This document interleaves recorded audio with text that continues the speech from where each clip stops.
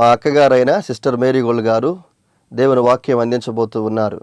వీరు 3 సంవత్సరాల ఉపవాసం ఉండి ప్రార్థన చేయడం ద్వారా పరిశుద్ధాత్మతో నింపబడిన వారై ఆత్మ సంబంధమైన వరములు కలిగి ప్రభువుతో మాట్లాడుతూ దర్శనాల ద్వారా కళల ద్వారా ప్రభు సన్నిధిలో గడుపుతూ అనేక మందిని ఆత్మీయంగా సిద్ధపరుస్తూ బలపరుస్తూ ఉన్నారు. వీరు ప్రార్థన చేసి దర్శనాలను కలభావాలను తెలుసుకొని అనేక మందికి తెలియచెప్పి అనేక మంది పట్ల దేవుని యొక్క చిత్తం ఏ విధంగా ఉందో ప్రార్థన ద్వారా వారు తెలుసుకొని అనేక మందితో పంచుకుంటూ అనేక మందిని బలపరుస్తూ దేవుని సన్నిధిలో బహుబలంగా వాడబడుతున్న దైవజనులు. వీరి వాక్యాన్ని ఇప్పుడు విందాం. వాక్యంలో నుండి మనం ఎన్నో విషయాలు వింటున్నాం. ప్రభువు మనుషులందరినీ యథార్థవంతులుగా పుట్టించాడు, మంచోళ్ళుగానే పుట్టించాడు. ఆయన పుట్టించేటప్పుడు కాస్త పాపము, కాస్త శాపము, కాస్త వాళ్ళ నెత్తి మీద వేసి పుట్టించలా. అందరినీ యథార్థవంతులుగా మంచోళ్ళుగా పుట్టించాడు. కానీ మనిషి పెరుగుతూ ఉన్నప్పుడు ఆ మనిషి యొక్క స్వభావము మారిపోతూ ఉంది. మనిషి యొక్క స్వభావం నీతిమంతునిగా పుట్టిస్తే నీతిమంతునిగా ఉండకుండా ప్రక్కకి వెళ్ళిపోవడం. అందుకే ఆయన ఏం చేశాడు అంటే ఇశ్రాయేలీలను ఆయన ఏర్పాటు చేసుకొని వాళ్ళకి కొన్ని నియమ నిబంధనలు ఇచ్చాడు. వాక్యమును యాకోబునకు ఇచ్చాను, ఆయన ఏ జనమునకు ఇలాగూ చేసి ఉండలేదు. ఎందుకు అంటే వీళ్ళు నీతి నుంచి తప్పిపోకుండా ఉండాలి అంటే వీళ్ళకి వాక్యము అవసరం. వీళ్ళకి వాక్యం అవసరం. నీతి నుండి తప్పిపోకుండా ఉండాలి అంటే వాక్యం అవసరం. యథార్థత నుండి తప్పిపోకుండా ఉండాలి అంటే వాక్యం అవసరం. అలాగే జ్ఞాన వివేకము కావాలి అంటే వాక్యము అవసరం అనేది దేవుడు ఎరిగి వాళ్ళకు వాక్యాన్ని ఇచ్చాడు. వేరే వేరే జనాలు ఆ వాక్యాన్ని తీసుకోలే. ఆయన అలాగని స్వార్థంగా ఇశ్రాయేలీలకు మాత్రమే ఇవ్వాల. ముందంట అందరిని అడిగాడంట, ఇదిగో నా వాక్యం ఇది, నా వాక్యాన్ని అనుసరించి మీరు నడుస్తారంటే అది మా వల్ల కాదు, మా వల్ల కాదని అన్ని ప్రాంతాలలో అన్ని దేశాలలో చెప్పేశారంట. ఇశ్రాయేలీల దగ్గరికి వచ్చినప్పుడు వాళ్ళు అన్నారంట, మేము ఎలా ఉన్నా పర్లేదు, మేము అనుసరిస్తాం, నువ్వు మా తండ్రివిగా ఉంటానంటే అదే చాలు, నువ్వు మాకు తండ్రివి, మేము మీకు పిల్లలము, చాలు, ఇంకేం మాకు అవసరం లేదు, నువ్వు ఇచ్చినా ఇవ్వకపోయినా, ఒకవేళ శ్రమలకు అప్పగించినా, సంతోషాన్ని ఇచ్చినా, నెమ్మది ఇచ్చినా, నెమ్మదిని ఇవ్వకపోయినా, ఏది ఏమైనా నువ్వు మాకు మా నాన్నవి, ఏది ఏమైనా నువ్వు మాకు తండ్రివి, మేము మీకు పిల్లలం, అంతవరకే. అలా మేమందరం మిమ్మల్ని అనుసరిస్తాము అని ఇశ్రాయేలీలు దేవుణ్ణి హత్తుకొని జీవించారు. వాళ్ళకి ఇచ్చిన వాక్యాన్ని బట్టి, వాళ్ళకి ఇచ్చిన ధర్మశాస్త్రాన్ని బట్టి వాళ్ళు నీతిమంతులుగా ఎదగడానికి, నీతిమంతులుగా కొనసాగడానికి, దేవుడు ఇచ్చిన నీతిని నిలబెట్టుకోవడానికి ఆ వాక్యము వాళ్ళకి చాలా సహాయం చేసింది. ఆ వాక్య ప్రకారంగా వాళ్ళు నడిచినందువలన దేవుని సన్నిధిలో కొనసాగుతూ ఉన్నారు. కానీ వాళ్ళల్లో కూడా చాలామంది వ్యతిరేకమైన మనసు కలిగిన వారై వ్యతిరేకంగా ప్రవర్తించి దేవుని నీతి నుండి తొలగిపోయారు. వాళ్ళు వాక్య భాగాల్లో మనం చూస్తాం, 12 గోత్రాలలో చాలామంది దేవుని నుంచి దూరం అయిపోయారు. యూదా గోత్రంలో పుట్టిన వాళ్ళు కూడా చాలామంది.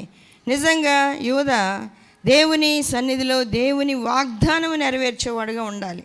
చాలా సందర్భాలలో ఇదిగో ఈ యుద్ధానికి ఎవరు ముందు పోవాలంటే యూదా గోత్రం పోవాలంటాడు. ఇదిగో ఈ పనికి ముందు ఎవరు నిలబడాలి అంటే యూదా గోత్రం నిలబడాలి. అంటే యూదా వంశములో నుండి కుమారుడైన క్రీస్తు వస్తాడు అని ఆ సందర్భాన్ని ఇండైరెక్ట్గా ప్రభు వివరిస్తూ ఉన్నాడు. ఇండైరెక్ట్గా అంటే ఎవరు పోవాలంటే యూదా గోత్రం పోవాలి, ఈ పనికి ఎవరు పోవాలంటే యూదా గోత్రం పోవాలి, ఈ పని ముందెవరు చేయాలి, ముందెవరు ప్రారంభించాలంటే యూదా గోత్రం పోవాలి. అందుకే యూదా గోత్రములో నుంచి వచ్చిన ఒక వ్యక్తి, కాలేబు అనే వ్యక్తి మంచి సమాచారాన్ని ఇచ్చాడు. వేగు చూడడానికి వెళ్ళి మంచి సమాచారాన్ని ఇచ్చాడు.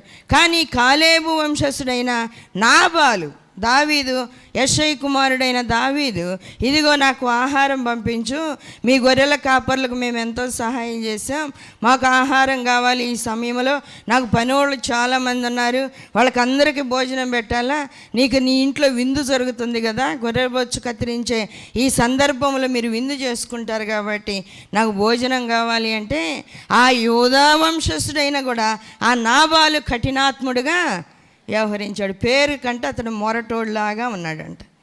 పేరుని బట్టి మొరటోడ్లాగా, మొరటతనంలాగా. అలాంటి పరిస్థితి. యూదా గోత్రికుడే, కాలేబు వంశస్థుడు అని రాయబడి ఉంటుంది. అతడు ఎవరు అంటే కాలేబు వంశస్థుడు. అయినా కూడా మంచి స్వభావం లేదు.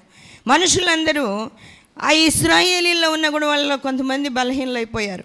క్రైస్తవ్యంలో చాలామంది ఉన్నా కూడా చాలామంది దేవునికి విరోధంగా నడుస్తూనే ఉన్నారు. క్రైస్తవులే, పేరుకు క్రైస్తవులు, కానీ హృదయాంతరంగాన్ని చూస్తే దేవునికి విరోధమైన మనసు.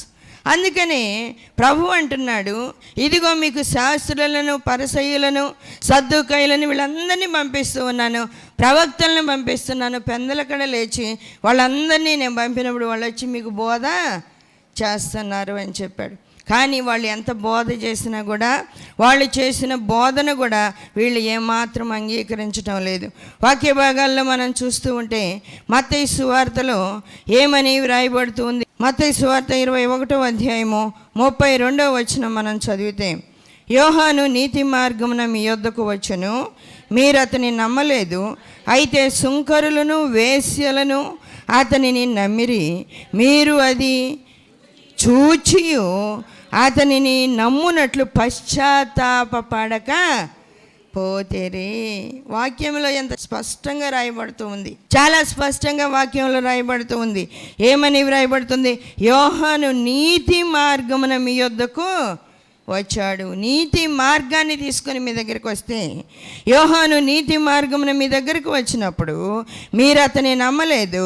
అయితే సుంకరులను, వేశ్యలను అతనిని నమ్మిరి. సుంకర్లు, వేశ్యలు అతన్ని నమ్మారంట. అందరి దగ్గరికి పంపితే వాళ్ళు అతనిని నమ్మలేదు, యోహాను నమ్మలా, యోహాను మాట అంగీకరించలేదు. అందుకే చాలామంది ఆత్మలో నుండి బలహీనలైపోతూ ఉన్నారు. నీతి మార్గంలో నిలబడలేని వారుగా ఉంటూ ఉన్నారు. నీతి మార్గంలో నిలబడలేక వాళ్ళందరూ ఎలాంటి పరిస్థితిలో ఉన్నారు అంటే, దిగజారిపోయిన పరిస్థితి. పైకి గొప్పతనం కావాలంట, వీధుల మూలల్లో ప్రార్థన చేయడం, గొప్పతనాన్ని ఆశించడం, గర్వంగా ప్రవర్తించడం, మాకేమిలే అనుకోవడం. దేవుడు ఉండవల హృదయంలో దేవుడు లేడు. బాహ్యంగా మాత్రం దేవుడు ఉన్నట్టు నటించడం, నటన జీవితం. హృదయంలో ప్రభువు లేడు, కానీ పైకి మాత్రము నటించుకుంటూ వెళ్ళడం. వాక్య భాగాల్లో మనం చూస్తూ ఉంటే మత్తయి సువార్త 23వ అధ్యాయం 28వ వచనము, అలాగే మీరు వెలుపల మనుషులకు నీతిమంతులుగా అగపడుచున్నారు, కానీ లోపల వేషధారణతోనూ అక్రమముతోనూ నిండి ఉన్నారు. మనం 35వ వచనం ముందు చూద్దాం. అయ్యో వేషధారులైన శాస్త్రులారా, పరిసయ్యులారా, మీరు గిన్నెయు పళ్ళెమును వెలుపల శుద్ధి చేయుదురు, కానీ అవి లోపల దోపుతోనూ అజితేంద్రియత్వముతోనూ నిండి ఉన్నవి. గ్రుడ్డి పరిసయుడా, గిన్నెయు పళ్ళెమును వెలుపల శుద్ధి అగునట్లుగా ముందు వాటి లోపల శుద్ధి చేయము. హృదయం ముందు శుద్ధి అవ్వాలి, లోపల శుద్ధి అవ్వాలా. ఆ తర్వాత బయట ఏముందో మనము పరిశీలన చేయాలి. ముందు బయట చూస్తున్నారు మనుషులందరూ, నేను బాగున్నానా లేదా, నేను అందంగా ఉన్నానా లేదా, నేను ఆస్తి కలిగి ఉన్నానా లేదా, నేను ధనవంతునిగా ఉన్నానా లేదా, నేను గొప్పవాడిగా కనబడుతున్నానా లేదా, నేను భక్తి పరుల్లాగా కనబడుతున్నానా లేదా, నేను చక్కగా వేషం వేసుకున్నానా లేదా, వెలుగుదూతలాగా నటించగలుగుతున్నానా లేదా. ఇవి మనుషులకు ఉంది. కానీ ప్రభు అంటూ ఉన్నాడు, ఇవి కాదు నాకు కావాల్సింది, నాకు కనబడాల్సింది ఇవి కాదు, లోపల అంతరంగంలో నుండి రావాలి, లోపల నుంచి రావాలి.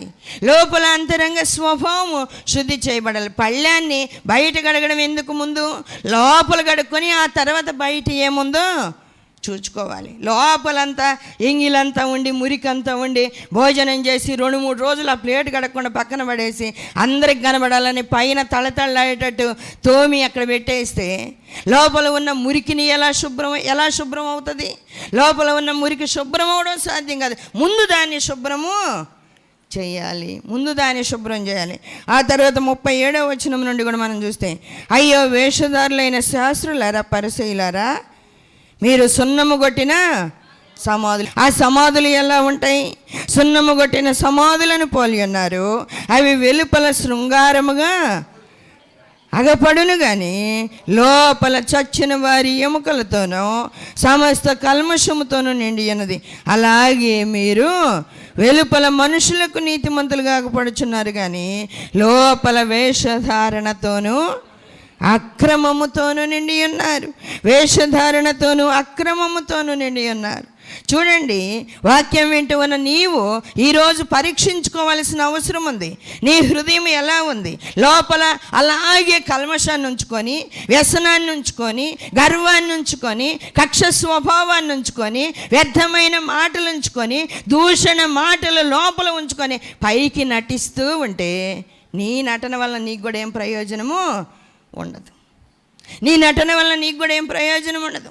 అందుకే ప్రభు అంటూ ఉన్నాడు, ఇదిగో వీళ్ళకి నేను వాక్యం ఇచ్చాను, వాక్యానుసారంగా నడవమన్నాను, అయినా వీళ్ళల్లో కొంతమంది నా నుంచి దూరం అయిపోయారు, నా మార్గంలో నడవడం లేదు, నా చిత్తానుసారంగా జీవించడం లేదు. అందుకే ప్రభు అంటూ ఉన్నాడు, మీరు నీతిమంతులుగా మార్పు చెందాలి. ఎలాంటి నీతి అది? ఎలాంటి నీతి కలిగి ఉండాలి? శాస్త్రుల లాంటి నీతి సరిపోతుందా? పరిసయ్యుల లాంటి నీతి సరిపోతుందా? అలాంటి నీతి సరిపోదు. దానికంటే అందుకే మత్తయి సువార్త 5వ అధ్యాయంలో యేసయ్య ఏమంటూ ఉన్నాడు అంటే, వాక్య భాగంలో మనం చూస్తే మత్తయి సువార్త 5వ అధ్యాయం 20వ వచనము, శాస్త్రుల నీతి కంటేను పరిసయ్యుల నీతి కంటేను మీ నీతి అధికము కాని ఎడల పరలోక రాజ్యములో ప్రవేశింపనేరని. ఏందంట? పరలోకం చేరాలంటే ఏం కావాలంట? ఏం కావాలి? శాస్త్రుల లాంటి నటించే నీతి, పరిసయ్యుల లాంటి నటించే నీతి, అలాంటి నీతి, అలాంటి ఆ స్వభావం నీలో ఉంటే పరలోక రాజ్యం చేరలేవు. ఇది యేసయ్య నోట్లో నుంచి వచ్చిన మాట. ఎవరో భక్తులు చెప్పింది కాదు, శిష్యులు చెప్పింది కాదు, ఆ పౌలు గారు కానీ శిష్యులు కానీ బోధించింది కాదు. యేసయ్య ఆయన నోట నుండి వచ్చిన మాట. ఆయన అంటున్నాడు, శాస్త్రుల నీతి కంటేనో పరిసయ్యుల నీతి కంటేనో మీ నీతి అధికము కాని ఎడల. శాస్త్రుల నీతి కంటే పరిసయ్యుల నీతి కంటే మీ నీతి అధికము కాని ఎడల. నిజంగా నీతిమంతులుగా జీవించాలని చాలామంది భక్తులు పోరాడారు. వాళ్ళు శ్రమలు అనుభవించారు, శోధనలు భరించారు, కష్టాలు పడ్డారు, దేవుని కొరకై తమ యొక్క జీవితాలు త్యాగం చేసేసారు. భక్తులను చూస్తూ ఉన్నాం, వాక్యంలో నుండే చూస్తున్నాం. బయట అవసరం వల్ల మనకి వాక్యంలో ఉన్న భక్తులే చాలామంది ఉన్నారు. యోసేపును చూసిన, దానియేలును చూసిన, షడ్రకు మేషకు అబేద్నెగోలను చూసిన, అబ్రహాముని మొట్టమొదటిసారిగా అబ్రహామును చూసినా కూడా అబ్రహాము గురించి దేవుడు అంటున్నాడు, అబ్రహాము దేవుని నమ్మెను, అది అతనికి నీతిగా ఎంచబడెను. అబ్రహాము దేవుని నమ్మెను. మీకు అలాంటి నమ్మకం ఉందా? అబ్రహాము లాంటి నమ్మకం ఉంటే దేవుడు మిమ్మల్ని ఎందుకు అలా పిలవడం లేదు? మీరందరూ నన్ను నమ్మారు కాబట్టి మీరందరూ నీతిమంతులుగా తీర్చబడ్డారు అని ఎవరికైనా ఏనాడైనా ఒక స్వరం వినబడిందా? ఏమైనా వినబడిందా? అలాంటి స్వరం నీకేదైనా దేవుడు వినిపించాడా? ఆయన నీతో ఎప్పుడైనా అలాంటి మాట మాట్లాడా? మాట్లాడకపోతే అలాంటి నీతి నీలో లేదని నువ్వు గ్రహించుకోవాలా. అలాంటి నీతి నీలో లేదు. అలాంటి నీతి లేకపోతే, అలాంటి పరిశుద్ధత లేకపోతే పరలోక రాజ్యం పోతానని ఎలా చెప్పగలం? మనము దేవుని రాజ్యంలో మనం ప్రవేశించాలి అంటే శాస్త్రుల నీతి కంటేను పరిసయ్యుల నీతి కంటేను మన నీతి అధికము కావాలి. ప్రయాసపడాలి. ఏదో భక్తి సాధించినట్టుగా, ఏదో మనమేదో గొప్ప వాళ్ళమైనట్టుగా చాలామంది అలాంటి భ్రమలో బ్రతుకుతూ ఉన్నారు. అలాంటి భ్రమ కాదు కావాల్సింది, యథార్థత కావాలి, నిజం కావాలి. మనకి మన హృదయం ఎలా ఉందో అట్లాంటి అది ఏమై ఉన్నదో అది కరెక్ట్గా తెలుసుకోగలిగిన నిజం మనకు కావాలి. నిజం చెబితే చాలామంది కోపం, చాలామందితో నిజం మాట్లాడితే మూతి ముడుచుకుంటారు. ఎందుకు అంటే ఆ నిజం వాళ్ళకి నచ్చదు, వాళ్ళకి ఇష్టం ఉండదు. అందువలన వాళ్ళు చాలామంది మూతి ముడుచుకొని పోతూ ఉంటారు ఆహాబులాగా. కానీ మనకు కావాల్సింది ఏంటి? నిజము కావాలి. మనకి యథార్థమైన మాట కావాలి. మన హృదయ స్థితి ఎలా ఉందో అదే కావాలి. కానీ ఏదో చాటును దాచిపెట్టేది, ముఖస్థుతి చేసేది మనకు అవసరం లేదు. కీర్తనల్లో రాయబడుతూ ఉంది, భక్తిహీనుల ఎడల ఆ యొక్క దేవోక్తిలాగా, ఆ అతిక్రమము దేవోక్తిలాగా పలుకుతుందంట. వాక్యంలో రాయబడుతూ ఉంది, అతిక్రమము దేవోక్తి వలె పలుకుచున్నది. 36వ అధ్యాయం కీర్తనలు 36వ కీర్తన 1 నుంచి, భక్తిహీనుల హృదయంలో అతిక్రమము దేవోక్తి వలె పలుకుచున్నది, వాని దృష్టి ఎదుట దేవుని భయము బొత్తిగా లేదు, వాని దోషము బయలుపడి అసహ్యముగా కనబడే వరకు అది వాని దృష్టి ఎదుట వాని ముఖస్థుతి చేయుచున్నది, వాని నోటి మాటలు పాపమునకును కపటమునకును ఆస్పదములో. చూడండి, అలాంటి మాటలు కావాలి. ప్రార్థన లేకపోయినా, పట్టుదల లేకపోయినా, నీతి లేకపోయినా, భక్తి లేకపోయినా నువ్వు బాగున్నావని చెప్పే పాస్టర్లు కావాలి.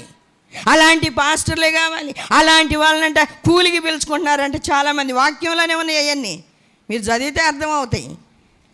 అలాంటి అనుకూలమైన బోధ చేసే వాళ్ళంటే కూలికి పిలుచుకుంటున్నారంట. వాళ్ళు అలాంటి బోధ చేసి వెళ్ళిపోతున్నారంట, డబ్బులు తీసుకొని, కూలి తీసుకుంటున్నారు కాబట్టి వీళ్ళని పొగడాలా, కూలి తీసుకుంటున్నాము వీళ్ళకి అనుకూలంగా మాట్లాడాలా, లేకపోతే తక్కువ కూలి ఇస్తారేమో అని భయం అనమాట. దేవుని సన్నిధిలో మనం ఆలోచన చేయాలి. యథార్థమైనది ఏదో అది మనకు కావాలి, యథార్థంగా ప్రవర్తించడం మనకు కావాలి. ఇక్కడ కీర్తనకారుడు చెప్తూ ఉన్నాడు, భక్తిహీనుల హృదయంలో అతిక్రమము దేవోక్తి వలె పలుకుచున్నది. భక్తిహీనుల హృదయంలో అతిక్రమము దేవోక్తిలాగా పలుకుతుంది. అంటే పొగిడినట్టుగా, నువ్వు బాగున్నావన్నట్టుగా, భ్రమలో ఆ ముసుగు లోపల నిన్ను ఉంచేసి పైకి పొగుడుతున్నట్టుగా చేసినప్పుడు నువ్వు అలాగే భక్తి ఉన్నదేమోనని భ్రమపడుతున్నావు. అలాంటి భక్తి నాలో ఉందేమో, ఒకవేళ నాకే తెలియకుండా నాకు అలాంటి భక్తి ఉందేమో, అలాంటి ప్రార్థనా పరుణ్ణేమో, అలాంటి ప్రార్థనా పరురాలనేమోనని నువ్వు భ్రమలో బతుకుతున్నావు. కానీ ప్రభు అంటున్నాడు, అది కాదు, నీ హృదయ అంతరంగము శుద్ధిగా ఉండాలి. శాస్త్రుల నీతి లాంటి నీతి కలిగి ఉంటే దానివల్ల నీకు ప్రయోజనమేమీ లేదు. పరిసయ్యుల నీతి కంటే నీతి లాంటి నీతి ఉంటే నీకు సరిపోదు. శాస్త్రుల నీతి కంటేనో పరిసయ్యుల నీతి కంటేనో నీ నీతి అధికము కాని ఎడల, నీ నీతి అధికము కాని ఎడల ఏమైందంట? శాస్త్రుల నీతి కంటేను పరిసయ్యుల నీతి కంటేను మీ నీతి అధికము కాని ఎడల పరలోక రాజ్యములో ప్రవేశింపనేరరు. ఎందుకు మనం భక్తి చేసేది? మనం ఇంతకాలం ప్రయాసపడేది దేనికి? కానుకలు ఇచ్చేది దేనికి? ఉపవాసాలు ఉండేది దేనికి? కేవలము పరలోక రాజ్యంలో ప్రవేశించడానికి మాత్రమే. అలాంటి భక్తి కావాలి. కానీ ప్రభు అంటున్నాడు, శాస్త్రుల నీతి కంటేను పరిసయ్యుల నీతి కంటేను మీ నీతి అధికము కాని ఎడల పరలోక రాజ్యంలో మీరు ప్రవేశింపనేరరు. దేవుని సన్నిధిలో చాలామంది మంచి నీతి కలిగిన వారు, భక్తి కలిగిన వారు ఉన్నారు. చాలామంది భక్తి కలిగిన వారు ఉన్నారు, నీతి కలిగిన వారు ఉన్నారు. వాక్య భాగాల్లో మనం చూస్తూ ఉంటే ఆది కాండంలో కూడా ఆ యూదా పొగుడుతూ ఉన్నాడు కోడల్ని. వాక్య భాగంలో మనం చూస్తే ఆది కాండం 38వ అధ్యాయము 26వ వచనం, యూదా వాటిని గుర్తుపట్టి, నేను నా కుమారుడైన షేలాను ఆమెకి ఇయ్యలేదు కనుక ఆమె నాకంటే నీతిమంతురాలని చెప్పి మరి ఎప్పుడును ఆమెను కూడలేదు. యూదా వంశములో నుండి యేసయ్య రావాలి, యూదా వంశములో నుండి యేసుక్రీస్తు ప్రభు భూమి మీదకి రావాలి. అది వాగ్దానము, అది దేవుని ఏర్పాటు, అది దేవుని నిర్ణయము. అలాంటప్పుడు యూదా ఏం చేశాడు? తన యొక్క పెద్ద కుమారునికి వివాహం చేశాడు. పెద్ద కుమారుడు మంచోడుగానందువల్ల చనిపోయాడు. రెండవ కుమారుడిని ఇచ్చి పెళ్లి చేశాడు. రెండవ కుమారుడు కూడా మంచోడుగానందున చనిపోయాడు. మంచోడుగా ఎవరు లేనందున వాళ్ళ ద్వారా ఆ వంశము నిలబడడం కష్టమైపోయింది. మూడవ కుమారుడు అంటే చిన్నోడంట, వాడు ఎదిగినా కూడా కోడలకి భర్తగా ఇయ్యలేదంట, కోడలకి ఇచ్చి పెళ్లి చేయలే. మూడవ కుమారుడిని కోడలకి ఇచ్చి పెళ్లి చేయాల. అందువలన ఏం చేసింది ఆ కోడలు? ఏం ఆలోచన చేసింది? నేను దేవుని నిబంధనను నెరవేర్చే బిడ్డగా ఉండాలి. ఎలా ఆలోచన చేసింది? ప్లాన్ వేసింది. ఆ తరువాత వెళ్ళి ఇది ఒక వేశ్యలాగా మా అమ్మతోటి ఆ పాపం చేసినట్టుగా చేసి ఆ తరువాత గర్భము ధరించి గురుతులు తీసుకుందంట. దారము, కర్ర, ముద్రగల దారమను చేతి కర్ర తీసుకుందంట. తీసుకొని గమ్మునైపోయింది. ఆ తరువాత అతడు మేకపిల్లనిస్తానులే అని చెప్పాడు ఆ వేశ్యకి. వేశ్య కదా, వేశ్యల జీతానికే కదా అలాంటి పాపం చేసేది, కాబట్టి ఈమెకి నేను ఏదో ఒకటి ఇవ్వాలనుకొని మేకపిల్లనిస్తానని చెప్పి పంపించాడు. ఆ తరువాత మేకపిల్లని పంపించినప్పుడు ఆ దారిలో వాళ్ళని అడిగితే ఈ మార్గంలో వేసి ఎవరు లేరయ్య అని చెప్పారు. వేసి ఎవరు లేరని చెప్పారు. అందువలన ఆయన గమ్మున వెళ్ళిపోయాడు, గమ్మున అయిపోయారు. ఆ తరువాత 3 నెలలు అయిన తర్వాత కోడల గర్భవతి అని వినబడిందంట. కోడల గర్భవతి అని తెలియగానే తీసుకురండి ఆమెను కాల్చి పడేసేయాలా, ఏమాత్రం ఆమెను ఉంచడానికి లేదు. ఆ ఇశ్రాయేలీల్లో ఇలాంటి పాపము జరిగినప్పుడు రాళ్లతో కొట్టి చంపడమా లేదా కాల్చి వేయడమా జరుగుతుంది. ఆమెను తీసుకురండి బయటకు అనగానే ఆమె చాలా తెలివిగా ప్రవర్తించింది. ఏం చేసింది ఇప్పుడు చదువుదాం, 25 నుంచి చదువుదాం. ఆమెను బయటికి తీసుకొని వచ్చినప్పుడు ఆమె తన మామ యొద్దకు ఆ వస్తువులను పంపెను. ఇవి ఎవరివో, ఆ మనుషుని వల్ల నేను గర్భవతినైతిని, ఈ ముద్ర, ఈ దారము, ఈ కర్ర ఎవరివో దయచేసి గుర్తుపట్టమని చెప్పినప్పుడు యోధా వాటిని గుర్తుపట్టి, నేను నా కుమారుడైన షేలాను ఆమెకు ఇయ్యలేదు గనుక ఆమె నాకంటే నీతిమంతురాలు. చూడండి, మామూలుగా యోధానే నీతిమంతుడు, కానీ ఆయన అంటూ ఉన్నాడు ఆమె నాకంటే నీతిమంతురాలు. శాస్త్రుల నీతి కంటెను పరిసయ్యుల నీతి కంటెను మీ నీతి అధికము కాని ఎడల పరలోక రాజ్యములో ప్రవేశించలేరు. ఆమెని నాకంటే నీతిమంతురాలు. ఎందుకంటే దేవుని నిబంధన నెరవేర్చడం కోసం ఆమె ఆలోచించింది. ఆమె ఏదో పాపం చేయాలనో, వాళ్ళ మామ ఆస్తినంతా సంపాదించుకోవాలనో, ఆమె ఏదో గొప్పదానిగా వ్యవహరించాలనో కాదు. కేవలం ఒక బిడ్డనిచ్చి నా వంశాన్ని నేను నిలబెట్టుకోవాలి, నా వంశాన్ని నేను నిలబెట్టుకోవాలి. మా మామ నాకు భర్తను ఇవ్వలేదు కాబట్టి నేను నా వంశాన్ని ఎలా నిలబెట్టుకోవాలని ఆలోచించి ఆమె ప్రయాసపడింది. ఒక కుమారుణ్ణి కనింది. అతడే అందరికీ మూల వ్యక్తి అయిపోయాడు తెలుసా. ఆ యోధా వంశానికి మూల వ్యక్తి అయిపోయాడు. వాక్య భాగాల్లో మనం చూస్తూ ఉన్నాం. దేవుని సన్నిధిలో మనము అలాంటి నీతిని, అంతకంటే అధికమైన నీతిని, అంతకంటే అంతకంటే అంతకంటే అంతకంటే అధికమైన నీతిని మనము కలిగి ఉండాలి. యేసయ్యలో ఉన్న నీతి, యేసయ్యలో ఉన్న పరిశుద్ధత మనం కలిగి ఉండాలి. శాస్త్రుల లాంటి, పరిసయ్యుల లాంటి నీతి సరిపోదు.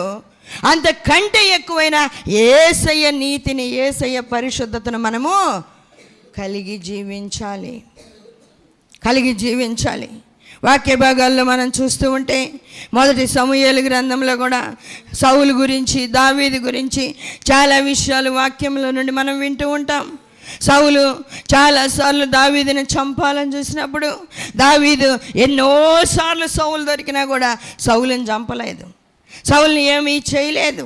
ఎన్నోసార్లు సౌలు దావీదుకు దొరికాడు, దావీదుకు చాలా దగ్గరగా వచ్చాడు. దావీదు వెళ్ళి తలగడ దగ్గర ఉన్న ఈటెను, నీళ్ల బుడ్డిని కూడా తీసుకొచ్చాడు, కానీ సౌలుని ఏం చేయలే. చాలాసార్లు అలా జరిగింది. వెనక వస్త్రాన్ని కత్తిరించాడు, అప్పుడు ఇంక ఏం చేయలేదు. చాలా సందర్భాల్లో సౌలు దొరికినా ఏం చేయనందున సౌలు అంటున్నాడు. వాక్య భాగంలో మనం చూస్తే మొదటి సమూయేలు గ్రంథం 24వ అధ్యాయము 17వ వచనము 18వ వచనం చదువుదాం. సౌలు, దావీదా నాయనా, ఈ పలుకు నీదేనా అని బిగ్గరగా ఏడ్చి దావీదుతో ఇట్లా, నేను యెహోవా నన్ను నీ చేతికి అప్పగించగా నన్ను చంపక విడిచినందుకు ఈ దినమున నీవు నా అపకారమునకు ఉపకారము చేసిన వాడవై నా ఎడల నీకున్న ఉపకార బుద్ధిని వెల్లడి చేసితివి గనక నీవు నాకంటే నీతిపరుడవు. చూడండి, నీవు నాకంటే నీతిపరుడవు. నీ యొక్క ఉపకార బుద్ధిని వెల్లడి చేయటం వలన, అదే నువ్వు నాకు దొరికింటేనే దెబ్బకు చంపేసేవాడిని, కానీ నేను దొరికితే నువ్వు నన్ను చంపలేదు. నేను దొరికినప్పుడు నువ్వు చంపలా నన్ను. ఎందుకు అంటే నువ్వు మంచోడివి కాబట్టి, నీ నీతి మంచిది కాబట్టి, నీవు భక్తిపరుడవు కాబట్టి, దేవుణ్ణి అనుసరించావు కాబట్టి. సౌలంట దావీదుకు యెహోవా తోడయ్యుండుట చూసి ఇంకా భయపడ్డాడంట. దావీదునకు యెహోవా తోడయ్యుండుట చూచి మరి ఎక్కువగా భయపడ్డము మరి ఎక్కువగా భయపడ్డం. నీతి కలిగి ఉండడం అంతకంటే ఎక్కువైనా నీతిని కలిగి ఉండడం. దావీదునంటూ ఉన్నాడు సౌలు, నాకంటే నీవు నీతి పరుడవు. శాస్త్రుల నీతి కంటే, పరిసయ్యుల నీతి కంటే మన నీతి అధికము కావాలి. అధికంగా ఉన్నప్పుడే, దేవునికి ఇష్టమైన బిడ్డలముగా జీవించినప్పుడే దేవుడు మనల్ని దృష్టించి ఆయన చిత్తాన్ని మన పట్ల నెరవేర్చుకుంటాడు. ఆయన చిత్తం మన పట్ల నెరవేర్చబడుతుంది. అలా మనం లేనప్పుడు ఆయన చిత్తము మన ద్వారా ఏ మాత్రము నెరవేర్చబడదు. మనం భ్రమలో బతకాల్సిందే, సచ్చేదాకా చనిపోయేదాకా భ్రమలో బతకడమే. దేవుని సన్నిధిలో మనము దేవుని చిత్తానుసారంగా జీవించడం నేర్చుకోవాలి. ఆత్మ సంబంధముగా దేవుని యొక్క చిత్తములో పరిపూర్ణంగా కొనసాగే వారమై ఉండాలి. నేను ముగిస్తూ ఉన్నాను. దేవుడి మాటలు దీవించునుగాక. ప్రార్థన చేసుకుందాం. చేయండి, అందరూ ప్రార్థన చేయండి. అవును ప్రభువా, నన్ను బలపరచయ్యా, నన్ను క్షమించునైనా, నన్ను ఆత్మతో నింపు ప్రభువా. నా భక్తి సరైంది కాదు ప్రభువా. ఇంతవరకు నీ ముఖ దర్శనం నాకు దొరకలేదు. నీతిని అనుసరించుచు యెహోవాను వెదకుచూ ఉండేవారులారు అన్నావు, కానీ నేను వెదికానా ప్రభువా? వెదికితే నువ్వు నాకు కనబడాలి కదా, నాకు కనబడలేదయ్యా, నన్ను క్షమించయ్యా. నేను నిన్ను చూడాలి, నేను నీతో మాట్లాడాలి ప్రభువా. అట్టి అనుభవం నాకు కావాలని ప్రార్థన చేద్దాం. చేయండి, అందరు ప్రార్థన చేయండి. కృపగలిగిన దేవా, సర్వాధికారి అయిన తండ్రి, మహోన్నతుడా, పరిశుద్ధుడా, మీకే వందనాలు, స్తోత్రాలు స్తోత్రాలు స్తోత్రాలు స్తోత్రాలు. స్తుతులకు పాత్రుడా, స్తోత్రార్హుడా, స్తుతుల మధ్యలో వర్షించుచున్న దేవా, మీకు స్తోత్రాలు. ఇదిగో ఈరోజు చాలా శ్రేష్టమైన మాటలు మీరు వినిపించారు. శాస్త్రుల నీతి కంటే, పరిసయ్యుల నీతి కంటే మీ నీతి అధికము కాని ఎడల పరలోక రాజ్యములో ప్రవేశించలేరన్నారు. యోధా కోడల్ని చూసి అంటూ ఉన్నాడు, నాకంటే ఆమె నీతిమంతురాలు అని. సౌలు దావీదుని చూసి అంటున్నాడు, నాకంటే నువ్వు నీతిపరుడు అని. అవును ప్రభువా, మీరు నైనా మమ్మల్ని ఎలాంటి మాటలతో పొగిడేటట్లుగా అట్టి భక్తి జీవితాన్ని మీ బిడ్డలందరికీ దయచేయండి. ఆత్మతో నింపండి, బలపరచండి, సాతాను తంత్రాలపై జయమివ్వండి, దురాత్మలను ఎదిరించి జయించగలిగిన శక్తినివ్వండి. అనారోగ్యంతో ఉన్న బిడ్డలను ముట్టండి, నెమ్మది లేని వారికి నెమ్మది దయచేయండి ప్రభువా. నాయన ఉద్యోగాలు లేని వారికి ఉద్యోగం ఇవ్వండి, వివాహాలు కాక బాధపడే వాళ్ళకి వివాహాలు జరిగించండి. ఇదిగో నైనా ఆర్థికంగా బలహీనమైపోయి భోజనానికి కూడా లేక బాధపడే వాళ్ళు ఉన్నారు ప్రభువా. అటు బిడ్డలకు ఆహారము దయచేయండి, వస్త్రాలు లేని వారికి వస్త్రాలు దయచేయండి ప్రభా. ఇదిగో ఈ క్రిస్మస్ మాసం అంతగా సంతోషంగా జీవించడానికి మీ బిడ్డలకు కృప దయచేయండి. అన్నిటికంటే ముఖ్యంగా మీ సంపూర్ణతకు సమానమైన సంపూర్ణత కలిగి, నీతి కలిగి, పరిశుద్ధత కలిగి జీవించగలిగిన, పట్టుదల కలిగిన ప్రార్థనాత్మ బిడ్డలకు దయచేయమని ప్రతి బిడ్డను మీ సన్నిధిలో జ్ఞాపకం చేసుకోమని మీకు అప్పగించుకుంటూ యేసయ్య పరిశుద్ధ నామములో అడుగుచున్నాము తండ్రి, ఆమేన్. మరిన్ని వివరముల కొరకు మమ్మలను సంప్రదించవలసిన చిరునామా Marigold Foundation, Holy Spirit Church, Vishwanathapuram, Podili, Prakasam జిల్లా, పిన్ కోడ్ 523240. మా ఫోన్ నెంబర్స్ 8500084841, మరి ఒక ఫోన్ నెంబర్ 8500084841.